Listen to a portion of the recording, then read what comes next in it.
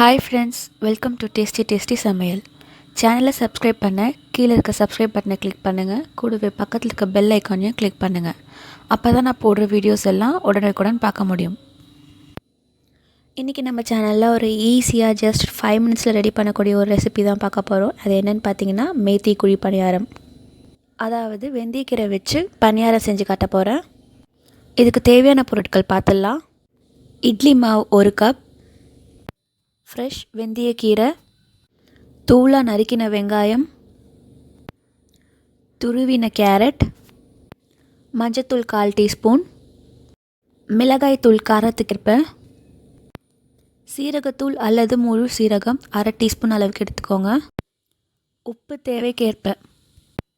இப்போ எப்படி செய்யுதுன்னு பார்க்கலாம். எடுத்து வச்சுருக்க இட்லி மாவு கூட ஃப்ரெஷ் வெந்தயக்கீரையை நல்லா பொடுசாக நறுக்கி ஆட் பண்ணிக்கோங்க.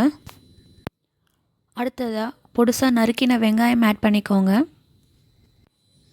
கூடவே துருவின கேரட் ஆட் பண்ணுறேன்.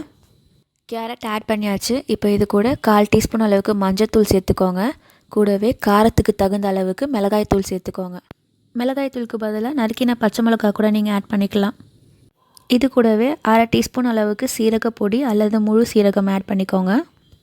ஃபைனலாக தேவையான அளவுக்கு உப்பு சேர்த்துட்டு இதை நல்லா மிக்ஸ் பண்ணிக்கலாம். மாவு ரெடி ஆகிடுச்சு.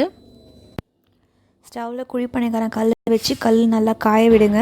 கல் நல்லா காஞ்ச உடனே அது ஒரு குழியிலையும் எண்ணெய் ஆட் பண்ணிக்கலாம்.